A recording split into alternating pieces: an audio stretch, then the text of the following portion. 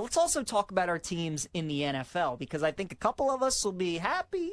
Maybe one of us won't be so happy with the way that their team's drafted in the NFL draft. So obviously Denton wrapped up yesterday, Yes. all 7 rounds, all 256 picks. We know what players have gone to certain teams. Who do you think had the best draft? Who were some of your winners? So there were a couple of teams that I thought actually drilled it, like really, really drilled it. The first one is the New England Patriots. I thought their draft was sensational. I look at all the picks that they got and all the value that they got. They are building a team in the image of Mike Vrabel. All of the things that I think about when I think of Mike Vrabel, they addressed all of those things. I mean, Will Campbell, who seems like the most salt-of-the-earth human being that you're going to get, he basically got up on stage and said, "I will die for Drake May." And I was like, that's a pretty good start. That's very, very good. And then they go out and they add a bunch of playmakers around Drake May. Kyle Williams, I thought, was a great pick. Travion Henderson, I thought, was a great pick. They get great value with Braden Swinson out of LSU at the edge position later in the draft. I thought every move that they made was exactly what they're trying to do. It's building an identity of what this franchise is going to look like with Mike Vrabel and with Drake May. They drilled it. They were by far, to me, the best draft of the year. All right, he likes the New England Patriots. I really like the draft that the Seattle Seahawks had. I thought they did a really good job. With their first pick, they got Gray Zabel, the guard out of North Dakota State. They had one of the worst interior lines in offense in the NFL last year on offense.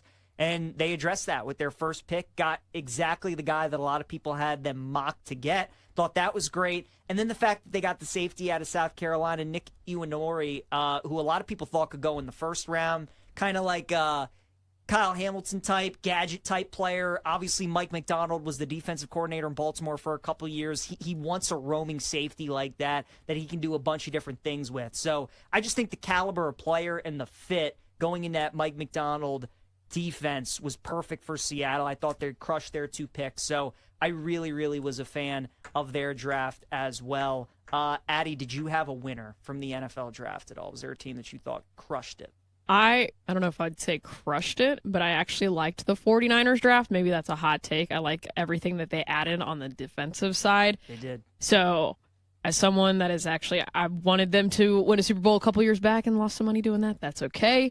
I think these were all really good moves for them. So they did, and they got a new defense coordinator, Robert Saleh, who's got a lot of pieces to work with. So the 49ers definitely addressed defensive side of the ball. Dan, what about some losers for you? I mean, the biggest loser was Cleveland. And it's not in particular that I hated their picks, so to speak. Like, Mason Graham was one of my favorite players. Agreed. Thought that was a great draft. pick. Taking him I thought was sensational. And they got another first-rounder. And they got another first-rounder for next year. So I know a lot of people are dunking on him because they let Travis Hunter go. But I actually think the pick that they made in getting those picks for next year was a smart decision. The problem that I have with them, PJ, is then what they did after that. Drafting 2 running backs to me was a little odd when you could have drafted Ashton Genty. I still think they should have used that number 5 overall to leverage more picks for someone that wanted to come up and Agreed. get Ashton Genty. And I think Mason Graham would have still been available so long as you stayed inside the top 10. And then they draft 2 quarterbacks. John Madden is very famous for saying, if you have 2 quarterbacks, you got no quarterbacks. And then Cleveland drafted 2 quarterbacks when they already had 3 quarterbacks. So they're coming up to John Madden in his grave and saying, "Coach, what about if we got 5? Does that mean we finally have 1?" Like, the decision-making, it felt like the entire weekend was a bad relationship. It was like, hey, ownership, you get a pick, and then, hey, coaching staff, you get a pick. And as somebody that lived through something similar to that in the Dan Snyder era in Washington, it sucks. You never win that way. So what they ended up doing, they had all of these picks, and it felt like there was no continuity with what they were doing. So they are the biggest loser to me. Completely agree. The Cleveland, the way that they started the draft was very un-Cleveland-like. I'm like, wow, they made a great trade. Again, Travis Hunter, generational player. A lot of people are commending Jacksonville for taking a swing, trading up, getting a guy who's great on offense, great on defense. I get that.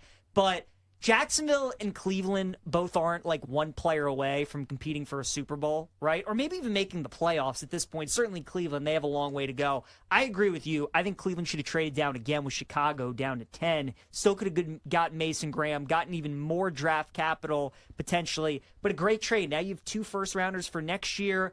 Good quarterback class should be coming up in 2026. I thought that was a great trade, but then just like you said, the running backs, the quarterbacks, the fact that they got Junkins at 36, like, I thought they should have got Henderson would have been more of a fit for Cleveland. So how about Quinshad Junkins dropping it like it's hot when he got drafted? Yes, crazy. I mean, I understand that you're nervous, man, but that's a tough one. Tough. And then the Dylan Gabriel pick. So obviously Shedeur Sanders, just the main storyline of the NFL draft.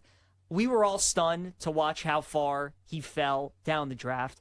It was really the Dylan Gabriel pick, though, Denton, where I think a lot of us just collectively were like, oh, so this is what's happening. What is going on, right?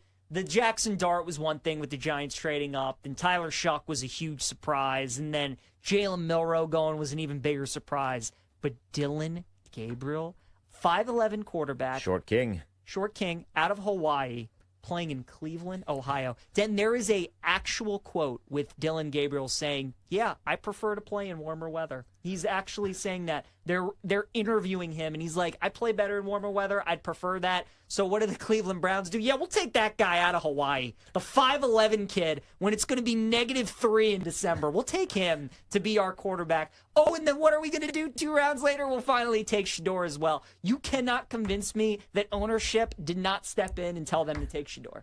Well, they did. I could tell by the way that everyone looked in the war room when they're 100%. like, Yes. it looked like they were following a golf tournament. My favorite quote from Dylan Gabriel wasn't from him, but it was from your former head coach, Nick Saban, who was sensational when it comes to draft coverage. He had a personal story for just about everybody because he was recruiting all of these guys. He did not have one for Dylan Gabriel, but what he said when Dylan Gabriel got drafted is, he reminds me a lot of Tua, but maybe that's just because he's left-handed in Hawaiian, and that was all he had on Dylan Gabriel. I was like, Coach, you ain't watch him once. The guy was in college for 8 years, and you didn't see him one time?